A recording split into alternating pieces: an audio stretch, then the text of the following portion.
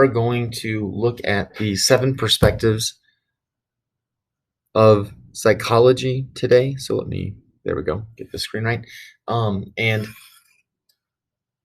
we're going to dive right in by looking at uh, one of the most significant and maybe longest running debates in psychology. And if I were to ask you, what do you think is probably the biggest debate in psychology? Probably a lot of you would be able to guess it right off the bat. It's this nature nurture debate, something that probably most of you have at least heard something about. And we talk about this nature nurture disagreement. We're talking about uh, the question: are you your genes? Are you is your behavior, the way you think, the way you act, is that simply the result of the genetic material your parents gave you, or are you the result of your nurture? How you were raised, the environment that you grew up in, the family that you grew up in, how your parents treated you, whether they loved you, whether they spanked you, whatever. Was it how you were brought up that made you who you are, or is it the genetic material that determines who you are now? And this is a age-old argument. We can go back to the Greeks and see Plato arguing that we're born with innate knowledge that we simply have at our birth, and there's this natural understanding that we possess. And then his student Aristotle saying, no, that's ridiculous. Everything we know, we've learned. There's nothing that comes hardwired inside of our minds. Everything that we know about our world, about ourselves, comes to us through our 5 senses. We saw it, we heard it, we smelled it, whatever. But we learned it through sensation. When you jump forward to the 17th century and you see uh, the argument being hashed out again, philosophers of that time, like John Locke, said, when we're born, we're a tabula rasa. We are a blank slate. There's nothing there. We come out perfectly clean, and then the world begins to write itself onto us. So if we have loving, caring, supportive parents, they're going to write those types of positive messages onto us, and we're going to become happy, positive, healthy people. If we have uh, distant or abusive or difficult, overly judgmental parents, they're going to write different messages onto us, and it's going to cause us to be more, uh, aggressive or violent or depressed or pessimistic or what have you. But the world will write itself on us and make us sort of a mirror image of how we were raised, and that's John Locke. On the other hand, Descartes says no, that's not true at all, because no matter our situation, oftentimes we have examples of people who overcome or uh, surpass their childhood. They defy all the odds or what have you. And the opposite, right? Maybe you have a kid who grows up in a wonderful home who just becomes a real dirtbag criminal. Descartes says no. There's knowledge inside of our heads that we just have, that influence who we're going to be, and it doesn't necessarily matter who our parents are. And so that debate, even to this day, we continue to argue. Is this nature? Is this nurture? What's making us who we are? Uh, then, of course, we get Charles Darwin and his theory of evolution, which argues that you know uh, through natural selection, we have qualities and characteristics that have been passed down through generations because of their um, evolutionary preference. They've offered some type of benefit for us, and so those character qualities have been naturally selected to be continued on, and then other qualities that were unhelpful that didn't help us adapt to our environment, those qualities were uh, eliminated. So uh, we are this long chain of evolutionary adaptation. And so who we are is the result of this natural selection. It's not personal choice necessarily. It's uh, good genetic luck that we're here at all. And so when we look at this nature nurture issue, uh, we find that there's no obvious answers. In fact, there's very few people that fall completely on one side of the issue or the other.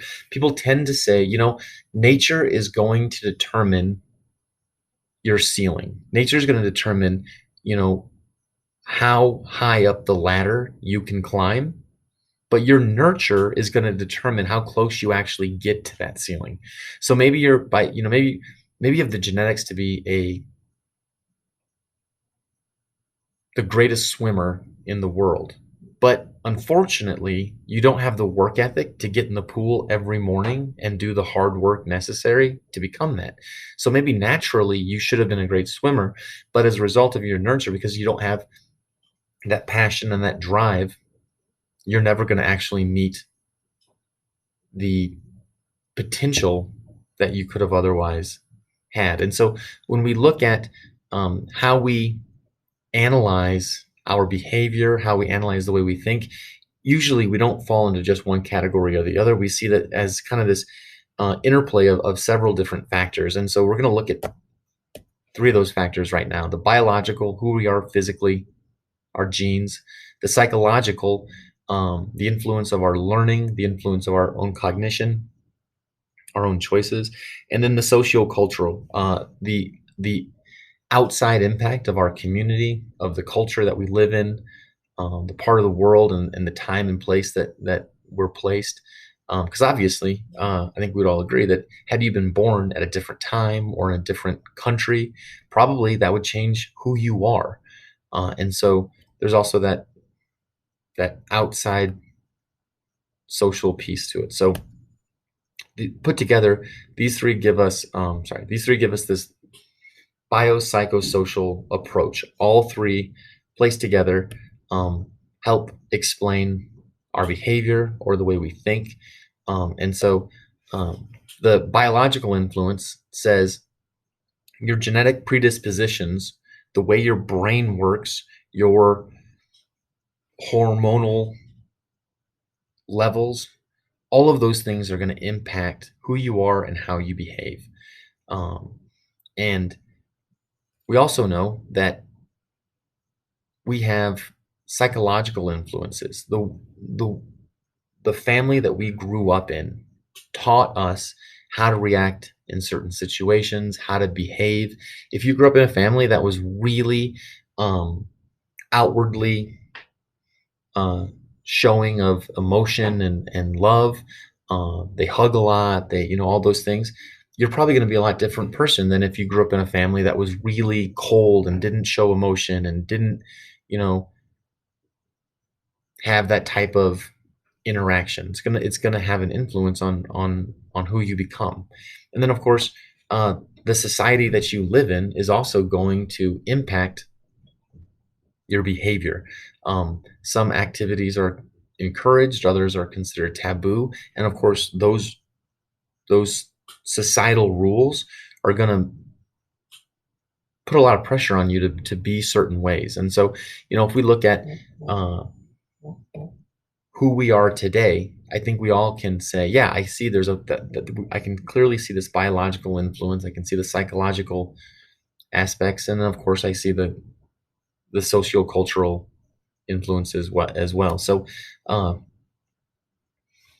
when we look at the way we do psychology, when we look at the way psychology has developed over the years, what we find is that different psychologists tended to focus on different areas of research, different areas of influence, and they tend to fall ultimately into one of several different perspectives, and those perspectives are really important because depending on your perspective, it's going to color how you see your patient, how you see their issue, and what you determine ultimately to be their treatment. And so we're going to look at each one of these, but really quickly, we'll just go through the list. Uh, the first perspective, well, not necessarily the first perspective that we're looking at is the behavioral perspective. And that simply looks at, it says, we're interested in behavior. We're interested in knowing how people react in situations. And so that's the focus of our attention. And we're going to focus our treatment on changing behavior. The next is the biological perspective.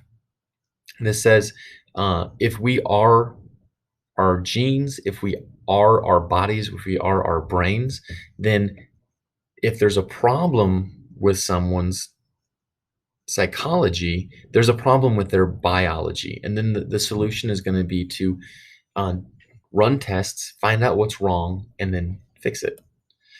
Others have said, no, there's more going on. We're not simply our brains because we have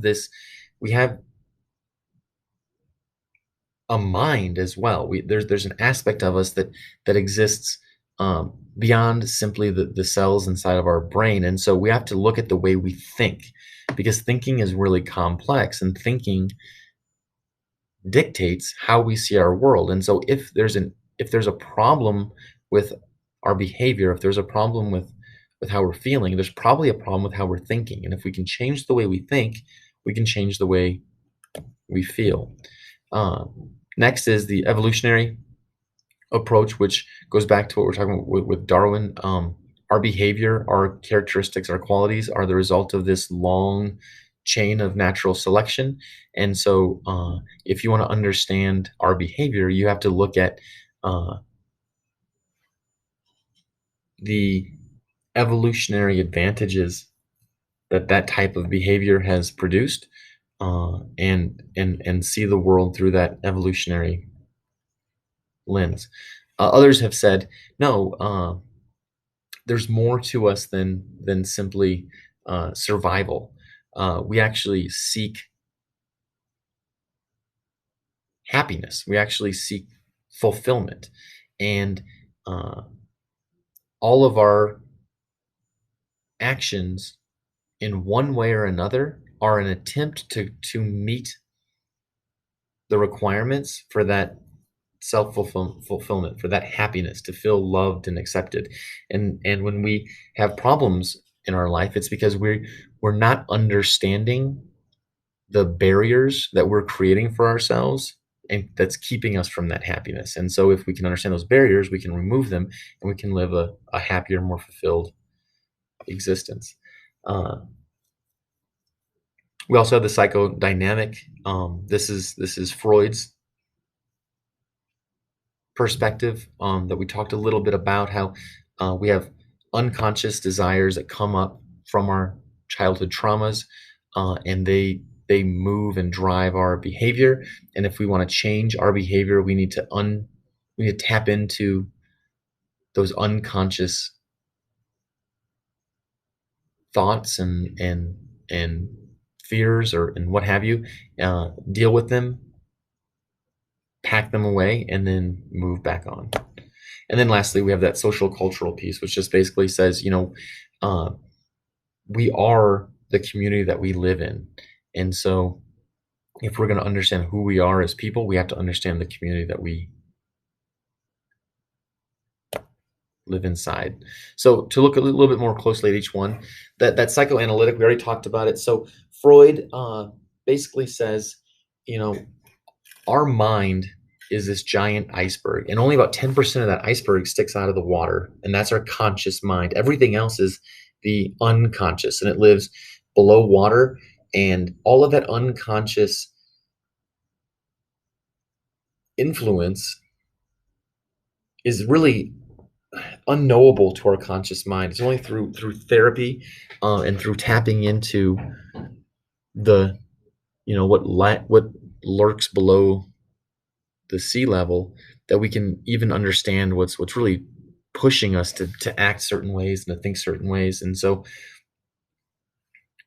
Freud's treatment was then to use different types of therapies, different types of talk therapies to tap into our unconscious mind and figure out, what's causing the trouble. He also introduced us to this idea that our minds are made up of these three separate parts: the id, the ego, and the superego. And the id is the part of our mind that's always telling us, let's do the fun thing now. It's that instant gratification part of our mind that we probably are all pretty familiar with. The superego is the other side of our mind that understands long-term goals and pushes us towards meeting those genuinely fulfilling goals. So it's the superego that says we probably should go home early tonight and get some good sleep because we have that, test tomorrow, and we should focus on that. And the id is saying, no, let's not do any of that. Let's stay out late and let's play and have fun and let's hang out with people, and let's not worry about tomorrow until tomorrow. And then the ego is the part of our mind that's kind of trying to keep both of those two sides happy.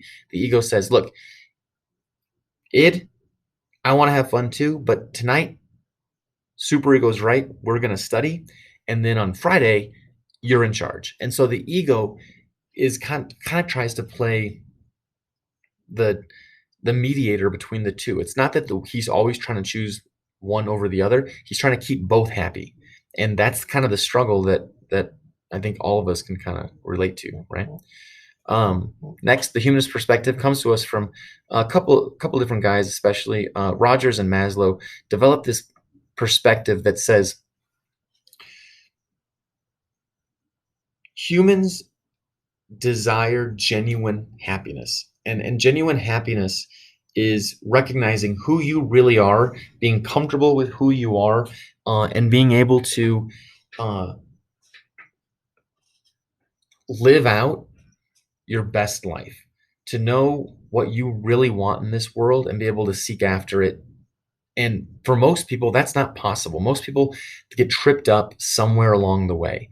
And so, from the humanist perspective, therapy simply looks at helping people understand who they really are, who they really want to be, and then finding the barriers in their life that's keeping them from getting there and helping them remove them. And one of the real keys to the humanist perspective is that it really turns on this idea of free will, that we can freely choose what we want to do with ourselves. We can freely choose to be one way over another. So this very much falls into that nurture side of the equation. We are not merely our genes.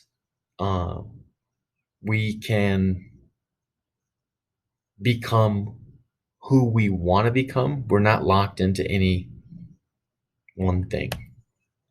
Now, the biological perspective is 100% nature. It says, no, you are completely locked into your genes. At conception, it was decided who you are, who you're going to be, and what you're going to do. And so if we need to make changes, we need to make changes to your biology. So in the same way as if you break your arm and you see the doctor is going to reset your arm because you have a biological problem and it requires a biological treatment. So if you're having psychological problems, there's something going on inside your body, probably inside your brain, that's not working right. And so we need to get it to work right. And so the treatment then, as you probably could guess, is usually medication. So if you're feeling depressed, for example, you're feeling depressed because neurotransmitters, which are responsible to elevate your mood, aren't doing the job. You're probably not getting enough of those neurotransmitters. And so antidepressant medication solves that very problem. It boosts those messages in your brain, those feel-good messages, and all of a sudden you feel better. That's the biological perspective. The behavioral perspective says, you know what, all of this brain stuff, all of this thinking stuff, it's a mess anyway. We really can't understand it. What we can understand is behavior. And we know that punishment and reward has a profound impact on behavior. If you want to get someone to do something, reward them for it. And guess what? They'll do it. If you want to get someone to stop doing something, punish them. And chances are they'll stop doing that. And so the behaviorists weren't interested in why we were making the decisions that we were. They're only interested in the decisions that we're making, the behaviors that we're actually producing, because that's something that we can observe, that's something that we can understand, and that's something that through conditioning we can alter. Okay. The cognitive perspective then says, hey, man, when you're not looking at what's going on inside, then you're not understanding anything, because all behavior tells us is the very last step of this massive process that began inside our heads maybe a long time ago. And so if you ultimately want to influence behavior in the long term, you have to influence the way people think. And if people are making bad decisions, if they're behaving badly, chances are it's because there's something wrong with their thinking. There's something happened along that cognitive process that got derailed and resulted in a bad decision and a bad behavior.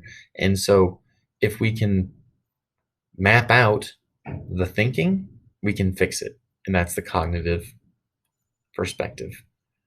And then lastly, that sociocultural perspective says we are our community. Um, we're going to behave like the people around us. And we all know that there's truth in this, right? We all have that friend who we used to be great friends with. Then they changed and started hanging out with some different groups or some different people. And next thing you know, we didn't even recognize them anymore. They started talking and acting and behaving like that new group. And it was like it was a different person. And so, uh, from a social cultural perspective, the treatment would be, you know what? If you want to be a good student, hang out with good students. If you want to be a great athlete, hang out with great athletes. That's going to improve your behavior. And on the other hand, if you're hanging out with people who are making really bad choices, chances are you're making those bad choices too. And so if you want to stop making bad choices, stop hanging out with people that are making those choices. And so that's the social cultural perspective. Now, we're going to talk more about these perspectives throughout the year. We're going to get a lot more in depth, but that's your basic gist, and gives you a nice overview. You will be responsible for understanding the basic differences of these perspectives. And we're going to do some exercises to help you out with that. But that's what you basically need to know. All right, I'll see you guys in class next week.